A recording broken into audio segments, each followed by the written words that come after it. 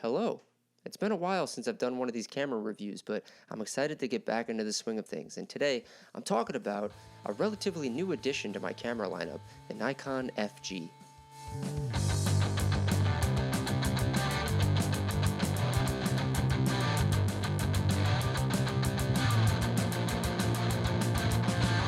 So back in the 1970s and 80s, there was this fierce competition between the big SLR camera brands like Nikon, Canon, Minolta, Pentax, and Olympus.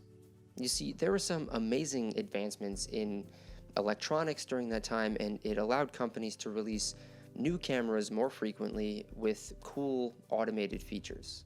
And between 1975 and 1985, things started changing rapidly. The heavy, all-metal, manual, mechanical camera bodies were being replaced by smaller, sleeker bodies with electronic automation using things like integrated circuits. And let me tell you, it was a pretty big shift. Now, because of the way the industry was going, Nikon decided to introduce more affordable options that were also compact and user-friendly. They wanted to catch the attention of the everyday amateur photographer. That's when they released cameras like the Nikon EM, followed by the FG and the FG20, which had lower prices compared to previous Nikons. The FG was actually an improvement over the Nikon EM. You see, the Nikon EM didn't have a manual override, so Nikon wanted to fix that. They also wanted to compete with other programmed SLRs of the time, like the Canon AE1 program, the Minolta X700, and the Pentax Super program. So they designed the FG to be a camera that anyone could use. It was compact, it was lightweight, and it was easy to handle. They wanted both professionals and amateurs to enjoy using the camera, and my god, that's probably the 100th time I've said that sentence so far. Now, the FG was part of Nikon's popular F series of cameras, which started way back in 1959 with the Nikon F. This was followed quickly by the F2, F3, and F4, but here's the interesting part. The FG was a bit different from all the other previous F-series cameras. For starters, it has a plastic body instead of the traditional metal body.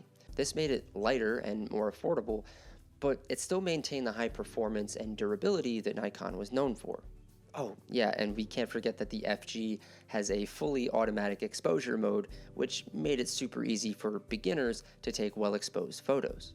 The camera offers a vertical travel metal focal plane shutter with speeds from 1/1000th of a second to 1 second, plus bulb mode for long exposures.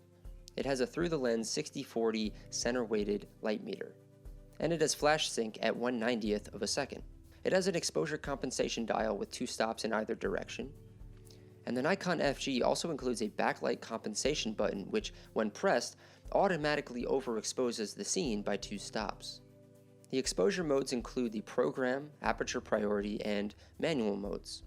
In program mode, the microcomputer actually calculates stepless aperture and stepless shutter speeds using pre-programmed values. In aperture priority mode, the microcomputer calculates a stepless shutter speed for a predetermined user-selected aperture value.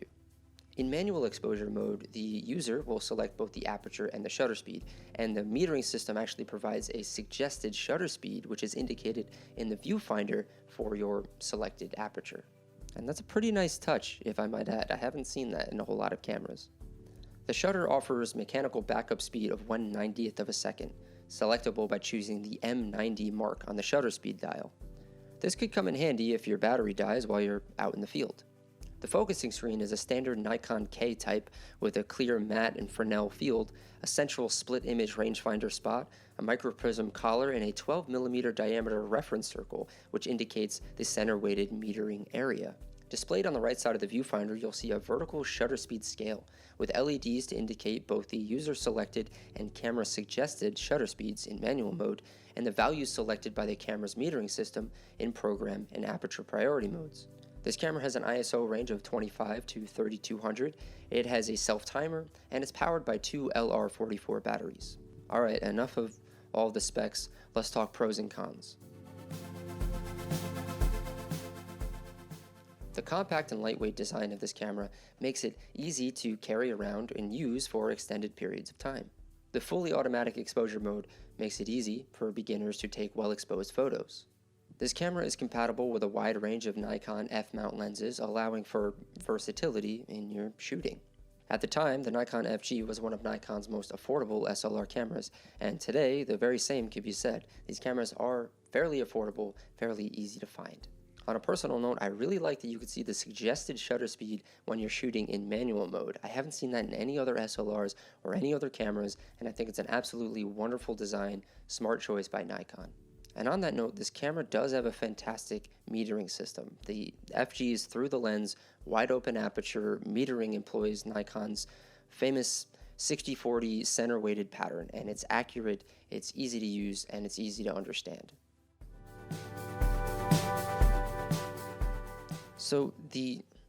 Let me show you. So the advanced lever on this camera is kind of weird. It's got this weird hinge design that, frankly, not a fan of. It also feels very plasticky and kind of feels like it'll break off if I move it with a little extra force. So I definitely don't like the design of that, the advanced lever. Overall, the plastic body may feel less sturdy compared to metal-bodied cameras, and it may not be as resistant to wear and tear over time. And while I don't have any myself, I've read that the camera can be a bit wonky when you start to attach longer lenses to it. It could just feel a little unbalanced. And also, while I haven't tried it myself, if you try to snap a photo at less than 1/60th of a second, you can brace yourself for some serious blurriness in your images, because it's like the combined power of the mirror slap and the shutter vibration is just going wild inside the FG's plastic frame. And I gotta be honest with you, the FG doesn't quite match up to the quality of other Nikons. When you compare it to the almost indestructible F series or the fancy FE or FM bodies for advanced amateurs, it's just not on the same level. I mean, the FG's plastic body feels kind of hollow and delicate, you know? It doesn't give you that same confidence that you get from holding a sturdy, all-metal, hand-assembled body.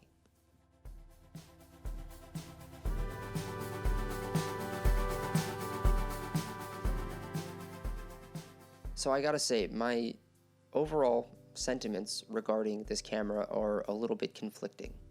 Honestly, this camera just fails to arouse any enthusiasm out of me.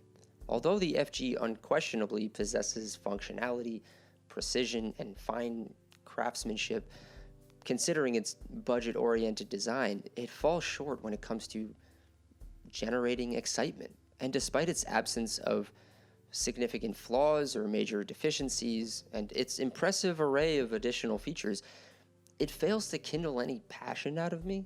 This might be attributed to the fact that I've been spoiled by a collection of more dynamic and captivating cameras, which have set a considerably high standard. But while the camera may competently and reliably serve its intended purpose, it fails to, I guess, distinguish itself from the crowd. And that is to say, it's by no means a poor camera, but rather one that simply lacks the ability to inspire particularly intense emotions or sentiments or attachments. Ultimately, though, it stands as a perfectly competent and practical tool, albeit one that lacks the spark and excitement that would truly elevate it to remarkable status in my view. I guess part of my lackluster response has to do with me just not being incredibly happy with a lot of the photos I've been getting out of it, or just comparing it to other cameras that I have, like the Minolta XG7, which is sort of a good comparison. And I just find that I like the look of the photos that I get out of the Minolta more than I do out of the Nikon. And also, not to mention that there's always a lot of hype around the name and the brand Nikon, especially when you get to the F series of cameras. So I think I was just expecting a little bit more. But hey, that might be on me. So overall, this camera is a great choice for any beginners out there who may be looking to kind of dip their toe into the Nikon waters. And it's just got a wide array of features and well thought out design choices. I think that the fact that you could see the suggested shutter speed while you're shooting in manual mode is just a wonderful nudge in the right direction. Like, hey, you may want to shoot one stop faster in this scene. Ergonomically, this camera feels about the same as any other. It is small and compact, and I was definitely kind of shocked by how small it was when I opened the box.